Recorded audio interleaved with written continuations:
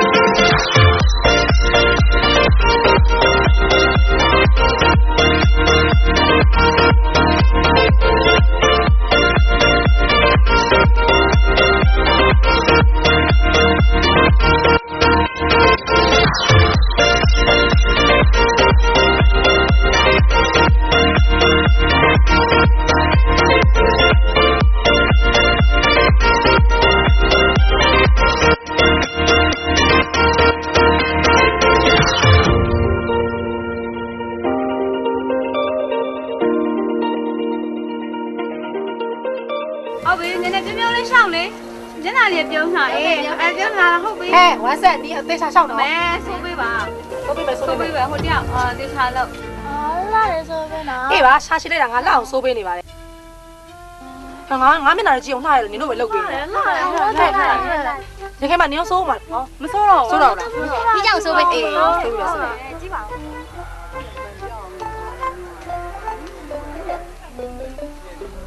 လောက်ရဲ့အေးလာငါမျက်နှာကြည့်လို့ကောင်းရလားကောင်းတယ်ဟုတ်အဲ့ဆိုငါဆက်ရှောက်ကြည့်မယ်နော်ကြည့်ပေးကြအောင်နော်လှမ်းကြည့်နေဦးလားအေး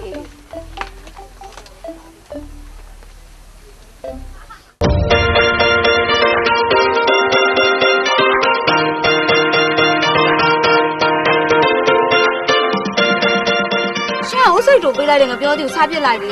အေးအပြောစီဆိုင်စဉ်းစားနေတာ ရှင့်ကဘာစဉ်းစားတာတော့ တို့ရဲ့အကြံပံငပြောပြန်လဲသိပြီတို့လည်းပြေးရတော့မယ်နော် ဟုတ်တယ်နော်မတူဘက်ကလည်းလေစူးစမ်းတာတော့အောင်မြင်နေ ဟာလား တီးမလို့ဖိကြံတော့ရတယ်အရင်ပုံစံလုံးဝမဟုတ်တော့ကိုကော့ကန်ကောင်းဖြစ်ကုန်ပြီ ဟိုစီးအောင်လို့ရပြီလား ကုန်လုံးမတူတော့ပဲ ကောင်မလေးတွေကသာမိတူသဘောဖြစ်ပေမဲ့စိတ်တူနဲ့မြောက်ညိုကတို့ကိုခဲခံနေတာပြီးပြီစီနော် စိတ်ချပါတော့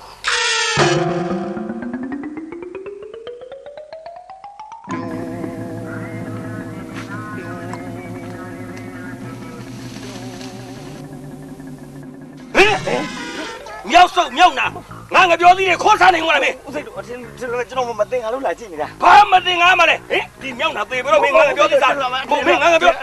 ငါမင်းအေးဒီမြောက်ဝါ ဘလို့ရှောင်းနေရလဲညီမရဲ့မျက်နှာလေးကပြုံးပြုံးလေးရှောင်းရမယ်ခန္ဓာကိုယ်နွဲ့နှောင်းလေးနဲ့တက်ရှောင်းပြမမျက်နှာလေးပြုံးဟုတ်ပြီဟုတ်ပြီလက်လေးကိုနှွဲဟုတ်ပြီအမလေးတော်လိုက်တာငါကြီးမကြည့်ပါဦးချောက်လိုက်တာလှလိုက်တာတော်တယ်လာနောက်တစ်ယောက်ရှောင်းမယ်ဟုတ်ပြီရှောင်းမယ်အမျက်နှာမစူပုတ်ပါဘူးပြုံးပြုံးလေးဟုတ်ပြီလက်လေးကိုနှွဲဟုတ်ပြီရှောင်းမယ်လာတယ်တော်တယ်နောက်တစ်ခါရှောင်းပါဦးအော်လာရွှေမရခိုင်မတော့ဘာလုပ်နေကြတယ်မသိပါဘူးပြိုင်ပွဲကနီးနေပါဆိုမှပဲ သူတို့ကလည်းမလာကြသေးဘူး။ဘာများလုံနေကြလဲမသိဘူးနော် အဲ့လေ ။ဟုတ်ပါတော့။နည်းနောက်ကျနေရ ဒီလိုလုပ်ပါလားညီမတို့ကဆက်ကျင်နေကြမတူကသူတို့သွားခေါ်လိုက်မယ် ။ဟုတ် ဟာကောင်းကျင်ကြတာနော် ဟုတ်ကဲ့။မရှောက်ကြ။ဟာ你小念你一年ငါလည်းနေရှောက်။ရှောက်လေ။ရှောက်မှာ။လာလာရှောက်ငါကြည့်ပေးမယ်။ခဲလာတော့ချစ်ချင်တော့ရှောက်လာရှောက်နော်။လာကြည့်ပါလေ။ထိုင်ပါနော်။အေးလာလာလေးရှောက်နော် ဒီမလေးလူနှစ်ယောက်ထဲလားကျန်တဲ့လူတွေရော ။ဟာလာကြလိမ့်မယ်ကိုရဲ့မမတို့သွားခေါ်နေ။ခေါ်နေ ဒီမလေးတော့တိုးလိုက်ကြတာကြိုးစားဒါနဲ့ညီမလေးတို့ကကိုစိတ်တူ ။ဟုတ်ကဲ့ စိတ်တူဆိုတဲ့အတိုင်းမျက်နှာကလည်းဘလူးရုပ်ပေါက်နေငါညီမလေးတွေကြီးလိုက်တော့လဲချောမောလှပါပြီညသမီးလေးတွေကြာနာ ။ကိုကြီးမို့ကလည်းမြောက်နေပြန်ပြီ။ညီမတို့ကမမတို့လောက်မလှပါဘူး။ တော်ကြစမ်းမဟာမိတူကအရင်ကဟုတ်မလို့လို့နဲ့ငါညီမတို့နဲ့တွေ့လိုက်တော့အိမ်ကမိတူလဲလိမ့်တာချိုးပလိုက်ချင်း ကိုကြီးမို့ကတိတ်ပြောကောင်းတယ် တကယ်ပြောတော့ပါညီမလေးတို့ ကိုကြီးမို့ကသူတို့ညက်ကိုကြိတ်တင်နေတာပေါ့လေကျမဖြင့်ကိုကြီးမို့ကိုလေခင်မောင်စင်နဲ့တူရဲဆိုပြီးချီးမွမ်းနေရတာရှင် မဟုတ်ပါဘူးမမွေရဖိုးအောင်တယ်ပါဟာမဟုတ်ပါဘူးမလည်းခင်မောင်ရေ ကဲတော်ကြပါတော့ညာတော်ကြပါတော့မြားတို့မြောက်တာနဲ့ကျွန်တော်ခိုးရတော့ဘူးလာပြီကဲဒီမှာမတ်တိုးမရှိလဲခင်ဗျားတို့ကျွန်တော်အားလုံးပြပေး ဟုတ်ကိုကျမတို့တေချာပြပေးနော်ကိုကြီးမို့ ပြ နော် ပေးမှပေါ့ မျက်နှာမလိုက်နဲ့နော် မလိုက်ပါဘူးဗျာ တို့ညီမနဲ့ရှိသေးတယ် ဒီလူမြောက်ပြပေးပါမယ်ကဲမမွေး ရှင် မမွေးရရှင်ရှောက် ကျမရင်ရှောက်ကြည့်ရမယ် ရှောက်မှာပေါ့တင်လေးကိုနောက်ကိုပြစ်ပြီးတော့ တင်လေး ဘဲချီညာလက်ကလေးပေါ့ဟုတ်ပြီလား ဟုတ် ရှောက်ကြည့်စမ်းအာမမွေးရလေဗျာဒီမှာခေါင်းလေးနဲ့မော့ထားမှာပေါ့ခေါင်းလေးမော့ထား ဒီလိုလား လက်ကလေးကဘဲချီညာလေးဒီခါလေးထောက်ထားလိုက်ပါလားဒီခါလေးဒီလိုလေးထောက်ထားလိုက်ပြင်ဘဲချီလေးထားလိုက် ဘဲချီလေးဒီမဲ့ဘဲချီလေးလမ်းလိုက် ဟုတ်ပြီဟောညာချီလေးဒီလိုထုတ်လိုက်ဟုတ်ပြီအညာလက်ကလေး ညာလက်ကလေးပါ ဘဲလက်ကလေးထောက် အဲ့လိုလေးမောအောင်ပါ ခေါင်းလေးနဲ့လိမ့်ငုံတာလေဟုတ်ပြီဗျာ အဲ့လိုလား ဟုတ်ပြီအစင်ပြရှောက်ကြည့်တဲ့နောက် ရှောက်ကြည့်ရမယ် ဟုတ်ပြီဒီဘက်ကိုပြန်လဲလာ လေလေ အစင်ပြေတယ်ရပြီဗျာအစင်ပြေတယ်ရပြီဗျာဟဲ့ကဲလာပူပူလေးရှောက်ကြည့်တာပူပူလေးရှောက်ကြည့်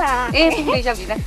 ဖြည်းဖြည်းရှောက်အော်ကိုလုံးကြီးခိုင်လို့ဖြစ်ပါမလားဒီလိုလေးခါလေးနွန်းလေးရှောက်ပေါ့ဒီလိုလေးရှောက်ပါပူပူရဲ့ဟုတ်ပြီဘဲချီညာလက်လေဘဲချီဒီလိုကလေးရှောက်မှာပေါ့ဒီလိုလေးဟုတ်ပြီလားခေါင်းအသေးဒီလိုလေးမော်ထားလိုက်ပကုံးလေးကဒီလိုလေးရှောက်ထားလိုက်ဒီလိုလေးလက်ကလေးကိုပြစ်ထားရှောက်ကြည့်စမ်းဟုတ်ပြီဗျာဟုတ်ပြီပြန်လဲဟုတ်ပြီโอเคနားရပြီဟိုဖီးလေးလားဖီးလေးရှောက်ကြည့်စမ်းဟုတ်ပြီ လူချောင်း ဟုတ်ပြီအော်ချီစုံလက်စုံကြီးဒီမှာဖီးရဲ့ကိုမိုးကြီးဟဲ့လူလေးဒီလိုတွေ့လား ဟာဒီလေး ညနေမလားဟုတ်တယ်လူလေးညနေမလားရှောက်ကြည့်တာခေါင်းရင်းမကြိုက်ဘူးတဲ့တယ်လေးနေပြီဒီလိုမော်ထားလိုက် ခါလေးထောက်ထားလိုက်စမ်းဟုတ်ပြီဗျာโอเคဟိုမဲလေးရှိလန်းလိုက်စမ်း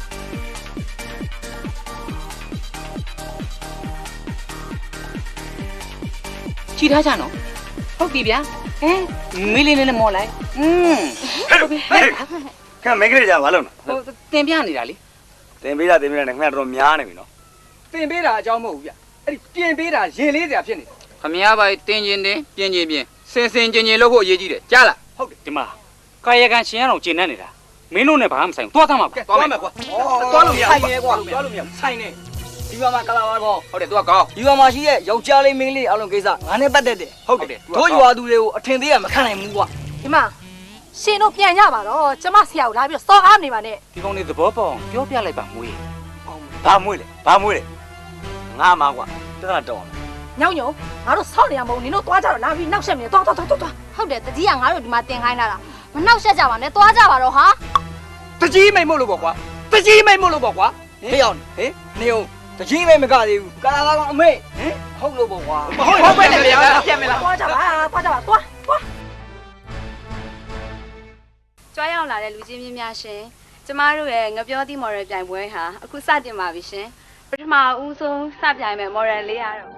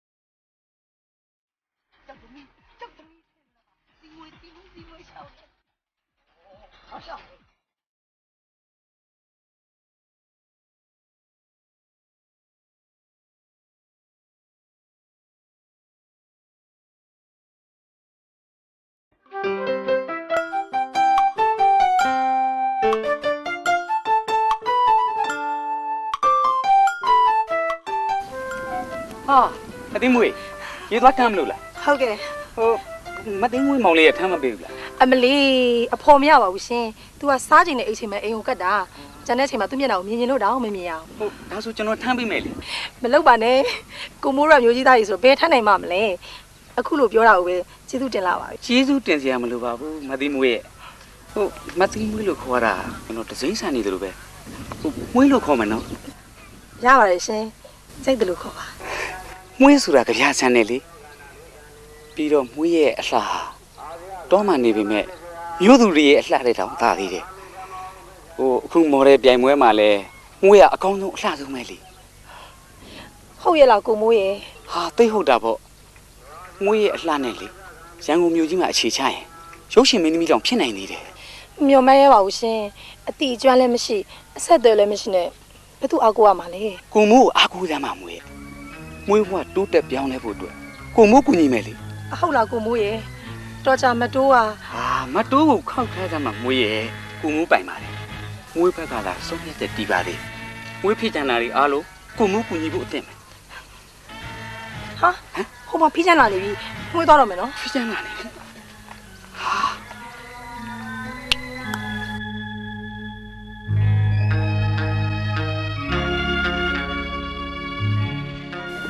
ဟာ ဖိချမ်းညီမလေးဘယ်ပြန်လာတာ ကိုကြီးစိတ်တို့ထမင်းကြိုက်ဖို့ပြန်လာတာ ငါညီမဖိချမ်းဆိုတဲ့နာမည်နဲ့တော့မလိုက်ဘူးတွေ့ပြောင်းပြောင်းချစ်စရာလေး တကယ်ပြောတာဟုတ်လို့လားခုနမတီးမို့ဘာပြောနေရလဲ ဟုတ်ဘာရင်လို့မဟုတ်ပါဘူးဟိုလေမော်ဒယ်လျှောက်တာအများကြီးလိုတယ်ဆိုတဲ့အကြောင်းပြောနေတာပါဟုတ်သွားမမေ့နဲ့ဦးတော့ရှက်သွားအောင်မယ် အမမမေးပါဘူးဟောဒါနဲ့ဖီးချောင်းဘယ်လိုနေလဲကောင်းရလား ဟာတိတ်ကောတိတ်တော့ပထမရမှသိရတယ်ငါညီမအလှမျိုးနဲ့ကိုရိုးမျိုးမှာမော်ဒယ်သင်နဲ့တက်လိုက်မယ်ဆိုရင်တိုင်းရော်ပြီးဖြစ်သွားမှချင်းတည်ကိုမှုကိုညီချင်လိုက်တာလေ ဖြစ်နိုင်ပါမလားကိုမိုးရဲ့ ဘာလို့မဖြစ်နိုင်ရမှာလဲကိုမိုးကိုစိတ်ချယုံကြည်လို့ရန်ကုန်ကိုလိုက်ပြီးတော့ဆက်ကြိုးစားမယ်ဆိုရင်အဆအဆရအောင်မြင်ဖို့အတွက်ကိုမိုးတာဝန်ယူတယ်သိလား အဲ့ဆိုဖီးချောင်းသွားတော့မယ်နော် ကောင်းပါပြီဗျာ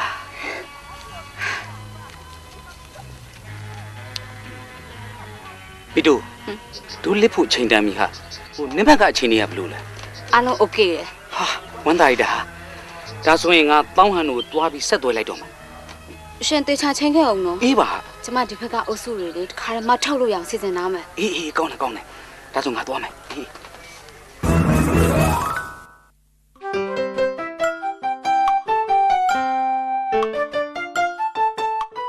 ဟာကိုကြီးမို့ဘယ်တော့မလို့တော့မတော်အိမ်မှာရှိလား မတော်အိမ်မှာရှိတယ်ဟိုကျွန်တော်မော်ဒယ်ကိစ္စအရေးကြီးလို့သွားအောင်လေဗျာ မော်ရယ်ကိစ္စ ဟုတ်တယ်လေ ဘာမော်ရယ်ကိစ္စလဲ ဟောအိမ်ရောက်တော့တိမှန်ပေါ့ဗျာမတူးပြောပြပါလိမ့်မယ်ဟောဒါနဲ့နုံနုံကတစ်ခါလိုက်သွားရ ကျမတို့အဲ့သွားမလို့ပါတော့ အေးကောင်းတယ် အဲ့ဆိုကျွန်တော်သွားပြီနော် ဟုတ်ကဲ့ခင်ဗျာကောင်းပါပြီ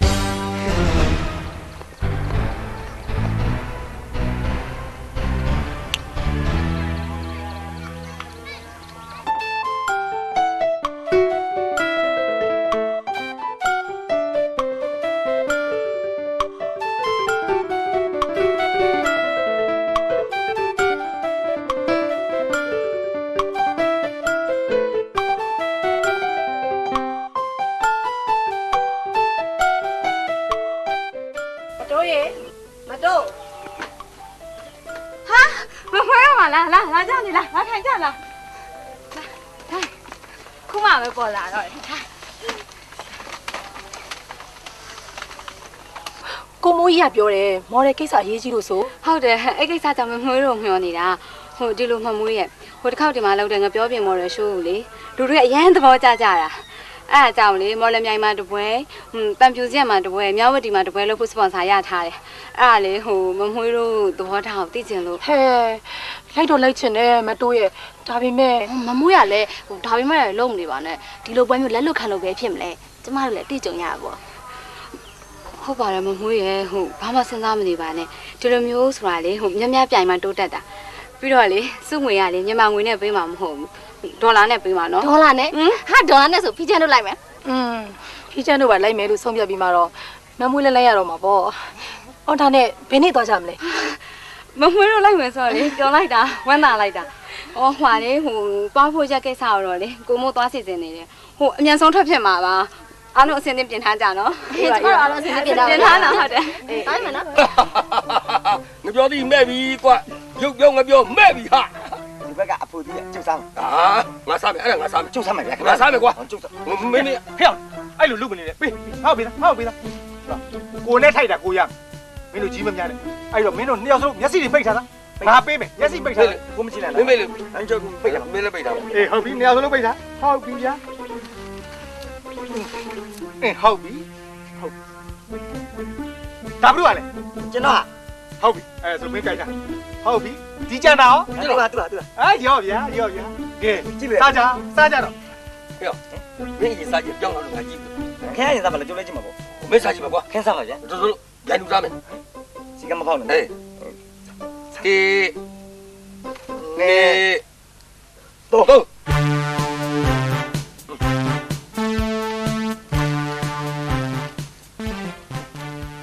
no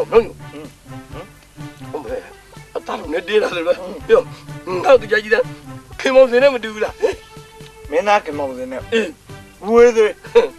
မပြောင်းတော့ပြောင်းသွားဟေးမတာတိန်နဲ့နေရ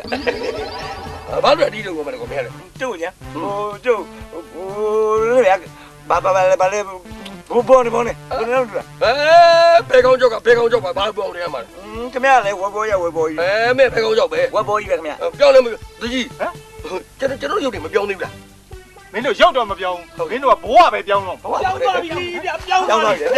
ရုပ်ပြောင်းသွားပြီဘယ်မှာပြောင်းလို့လဲဒီရုပ်တွေကဒီရုပ်တွေပဲဘယ်လိုလုပ်ပြောင်းမှာသူတို့နှစ်ယောက်ကိုပြောတာမဟုတ်ဘူးဗျဟမ်တီချန်တီမွေးနန်တက်ဘူးအကုန်လုံးပြောင်းသွားပြီဘယ်ပြောင်းမှာဟဲ့ငမိုးတို့လင်မယားနှစ်ယောက်ကမော်ဒယ်လုပ်ပေးမယ်ဆိုပြီးတော့အခုခေါ်သွားကြတယ်ဟာဒါဆိုတော့ငါနှမနှစ်ယောက်နဲ့တီမွေးတော့ဒုက္ခရောက်ပါပြီကွာအဲ့လင်မယားကျွန်တော်မယုံညာအဲ့လင်မယားလင်ခေါ်သွားတာဖြစ်မှာဒီဘယ်လိုလုပ်တကြီးဟိုကျုပ်တို့ရွာသူတွေဒုက္ခရောက်နေဘယ်လိုလုပ်ကြမလဲဟုတ်တယ်ကွာဒီကောင်ကြီးလူကြီးတွေလည်းအကြောင်းမကြဘူးနောက်တော့ငါတို့ဒီခွင့်မတောင်းမနဲ့ဒီကောင်ကြီးခေါ်သွားတာဒီကောင်ကြီးမရိုးသားလို့ပဲဖြစ်ရဟုတ်တယ်ဘယ်လိုလုပ်ကြမလဲဗျာဟုတ်တယ်မင်းကာလာသားကောင်းကိုခေါ်ဒီတော့ခက်ကိုသွားအကြောင်းကြားကြားလားဟုတ်အခုအကြောင်းကြားတယ်ကျွန်တော်တော့ဘယ်တော့များတော့ညလိုက်လေအခုလည်းမင်းရှင်းလိုက်ဒီဘက်ကို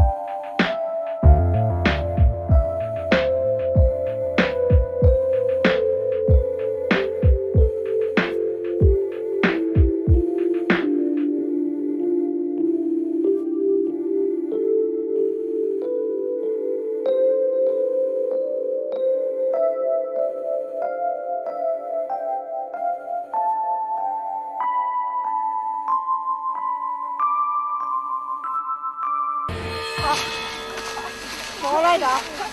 ညောက်သေးလားနားကြောင်ရောအမေဘာလို့မရောက်သေးလားမသိဘူးကွာနားကြောင်နော်ဒီလက်စာညောက်သေးဘူးလားရောက်တော့မှာပါခဏလေးနော်ခဏလေးကြောက်မို့အားလုံးစင်နေမယ်လားအေးအားလုံးအစင်းနေမယ်ကွာကဲဒါဆိုတော့ဟမ်ကျမတို့ကဒီတောနာညို့ဒီတိုင်းချင်းလိုက်ရအောင်မလားဟုတ်တယ်ကျမတို့မရှောက်နိုင်တော့ဘူးဩမင်းတို့ကမလျှောက်နိုင်ဘူးဆိုတော့တို့ကတန်းခေါ်ရမှာလားကဲအောင်သွားမယ်ရှင်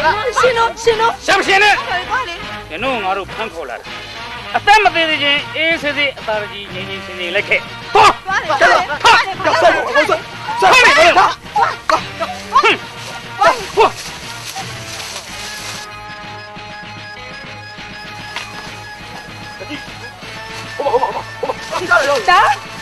င်မို့မင်းတို့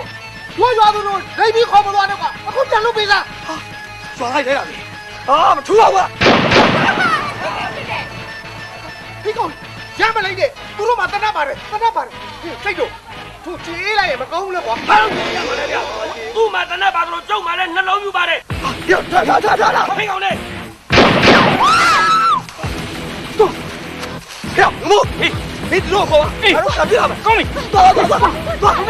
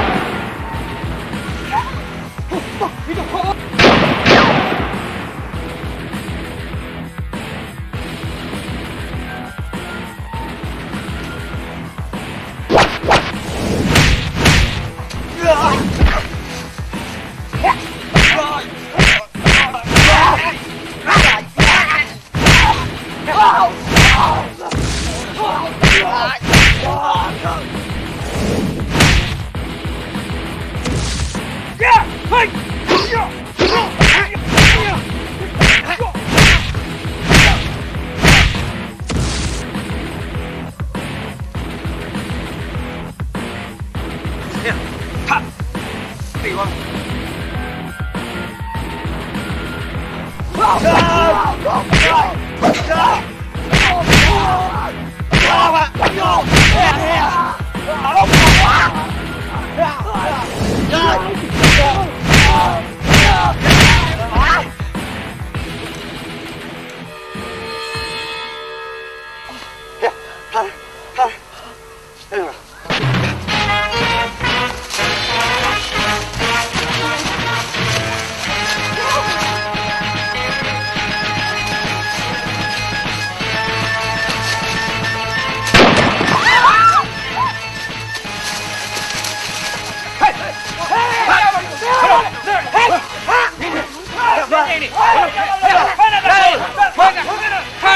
ဒီဘက်ကတစ်ဖက်နိုင်ငံကို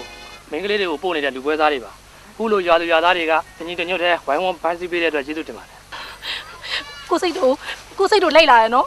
ကျေးဇူးတင်လိုက်တာ ဘုဘာဖြစ်သွားစီလဲ ဝေးဘာမှမဖြစ်ပါဘူး ဟာဖြစ်ဘူးနော် ဘာမှဖြစ်ဘူး ဝေးတိုင်းတော့ကိုရဲ့ဝေးတာလိုက်တော့ဟဲ့လူသိမကနဲ့ကျုံပါဗျဒီပါကွာယူထားလိုက်ကျုပ်ပြစ်မိမယ်ပြစ်မိမယ်ဒီကျနေလေကံကောင်းလို့ကဟိုဘက်နိုင်ငံသားပါတော့ရင်ငါရင်ခွဲမှာမြောက်ရင်ခွဲရမှာသိအမလေးကြောက်လိုက်တာအမလေးအဲ့ဒါငါနမကွာမြောက်ဆောက်သေးတယ်လေ